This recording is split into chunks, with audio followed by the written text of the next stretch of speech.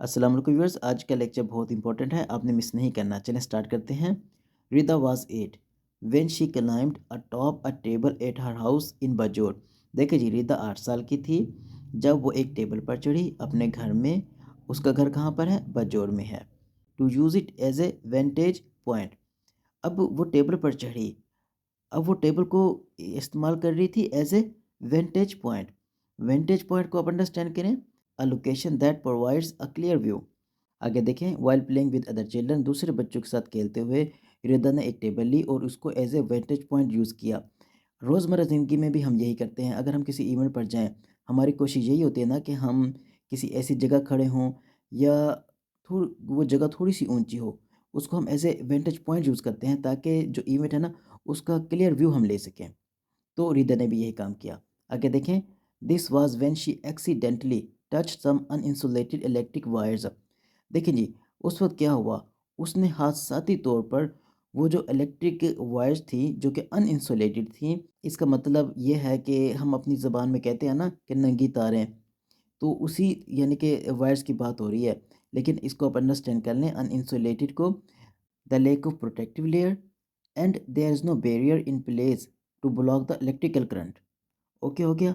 अब उसने एक्सीडेंटली हादसाती तौर पर वो जो तारें थीं जो कि अनइंसुलेटेड थीं, जो कि नंगी थीं, हैंगिंग फ्रॉम द वॉल, जो कि दीवार से लटकी हुई थीं, उनको हाथ लगा दिया। अब उसके बाद क्या हुआ देखें, the Burns from the electrocution were so bad. Electrocution बिजली का झटका, करंट लगना। अब देखें जी, बिजली का झटके से वो जो ज़ख्म आए थे वो इतने बुरे थे दैट के द चाइल्ड्स राइट आर्म, जो बच्चे की यानी कि दायां बाजू था, had to be amputated from the elbow. Amputated यानी कि जिस्म का कोई हिस्सा, हाथ या पाँव काट देना। इसको आप अंडरस्टैंड करें। To amputate means to surgically remove all or part of an arm, leg or finger from the body. ये डॉक्टर ही करते हैं जो कि प्रोफेशनल होते हैं। अब वो जो झटका लगा था या जो करंट लगा था, उसके ज़ख्म इतने बुरे थे कि वो जो बच्चे की राइट आर्म थी ना, उसको क्या करना पड़ा, एल्बो से यानी कि कोहनी से काटना पड़ा। यहाँ पर आप नोट करें, इस्तेमाल हो रहा है यहाँ पर हैड टू। देखें, हैड टू हम यूज़ करते हैं पास्ट में जब कोई काम आपको करना पड़े। For example, I had to attend meeting, मुझे मीटिंग अटेंड करनी पड़ी, मजबूरी थी, कोई ऑप्शन नहीं था। अब यहाँ पर देखें, जो डॉक्टर थे, अब यहाँ पर डॉक्टरों का जिक्र नहीं है। अब मैं आपको एक और चीज़ बताता जाऊँ, जो यहाँ पर हैड टू का इस्तेमाल हुआ है, ये हुआ पैसिवाइज फॉर्म में। पैसिवाइज फॉर्म में क्या होता है, हैड टू लगाते हैं और फ़ौरन हम उसके बाद बी लगा देते हैं और वर्ब की थर्ड फॉर्म लगा देते हैं।